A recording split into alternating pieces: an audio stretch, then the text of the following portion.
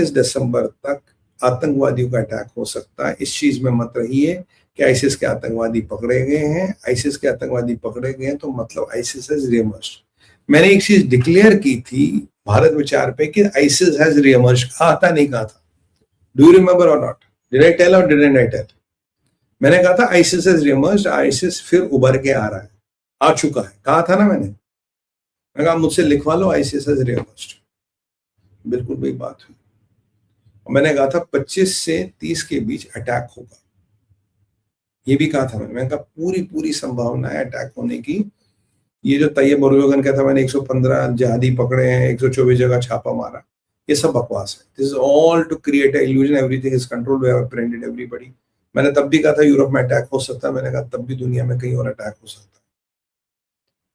अब कैश पटेल साहब का अभी थोड़ी देर पहले एक बयान आया है। वो कह रहे हैं कि जी नॉर्थ कैरोलिना में न्यू ईयर्स ईव के दिन एक 18 साल का लड़का, क्रिस्टियन कुछ नाम है इसका, I can't pronounce the second name, अब नाम से तो क्रिश्चियन लगता, बाकी पता नहीं, कहता है कि ये आईसिस से प्रेरित था, ये 2022 से हमारे लिस्ट में था, हमने इसके घर पे रेड मारी तो एक फुल और प्लान मिला, पूरा प्लान मिला, इसको बहुत बड़ा मास शूट आउट करना था और कई 100 या कई हजार लोगों को मारने की तैयारी कर रहा था।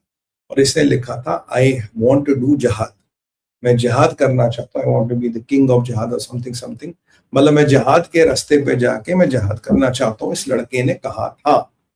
और इस लड़के का ही सारा चपोल कच्चा चिट्ठा पकड़ा गया, 2022 से सर्वेलेंस में था। अगर एफबीआई इंटरवीन नहीं करती तो 31 की नाइट इसका डे था और इसने कुछ 100 अमेरिकन को मारने की इसकी पूरी तैयारी थी, पूरा इसके पास असला बारूद प्लान सब कुछ था।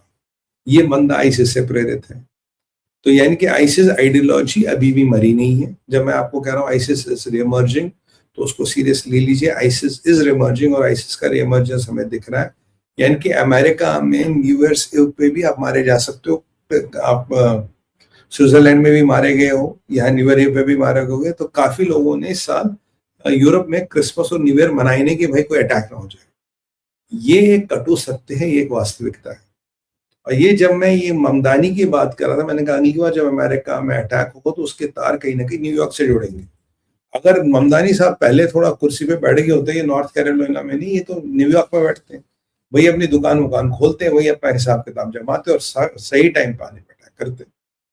तो मतलब ISIS style attack has been foiled and they say several lives have been saved.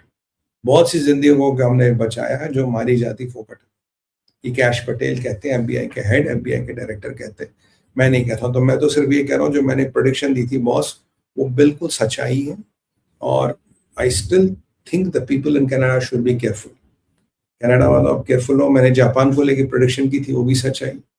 तो boss things are really getting bad. और अब भी पॉलिटिकल करेक्टनेस अभी दुनिया का सबसे बड़ा शत्रु ना आईसिस है, ना अलकायदा है, ना पाकिस्तान है। दुनिया का सबसे बड़ा शत्रु पॉलिटिकल करेक्टनेस।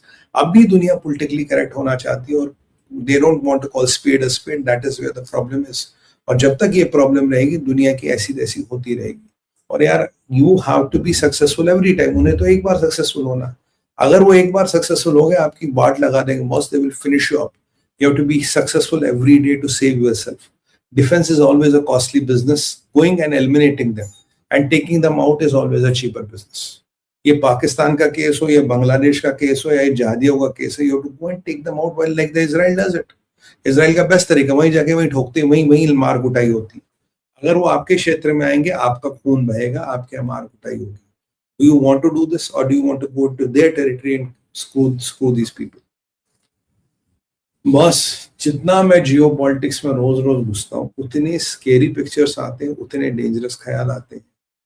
और मुझे लग रहा है कि इन लोगों का एजेंडा सॉलिड चल रहा है, बिना हिचकिचाए। मतलब it's like a hot knife in a butter, इतना स्मूथली चल रहा है।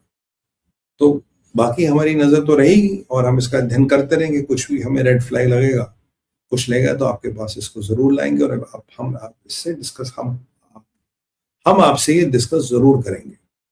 तो भाइयों बहनों, यही था मेरा आज का संवाद भारत विचार में। फिलहाल मैं आपसे आज्ञा चाहूंगा। अगर आपने लाइक का बटन नहीं दबाया तो अभी दबाइए, लाइक का बटन दबाना जरूरी है। QR कोड, पेटीएम और पेपाल के डिटेल्स आपके सामने हैं। धन्यवाद। और जो मुझे अब कहना है, QR कोड भी आपके सामने भी आ जाएगा। जो मुझे अब कहना है कि भाई 2 चीजें हैं। एक, अगर आप कोई इवेंट करा रहे हो देश और धर्म को लेके, मेरी जरूरत है, I'll be happy to and glad to assist. You can reach us on these numbers. ठीक है, धन्यवाद। और मेरा एक इनिशिएटिव सुपीरियर एडवाइजरी, जिसमें हम लाइफ, बिजनेस, पर्सनल, प्रोफेशनल ये तो बातें करते हैं, साथ में जो नई नई चीज़ें ये रिलेशंस को लेके, स्पिरिचुअलिटी को लेके, डिवोर्स को लेके बड़े लफड़े चल रहे हैं, एंजाइटी, डिप्रेशन, PTSD वगैरह, तो हम उनको भी डील करते हैं। And we have a team of experts with us who help us through this, तो वी डील थ्रू दैट। और अगर आपका कोई हो, kindly feel to reach us, एक प्राइवेट कॉन्फिडेंशियल है।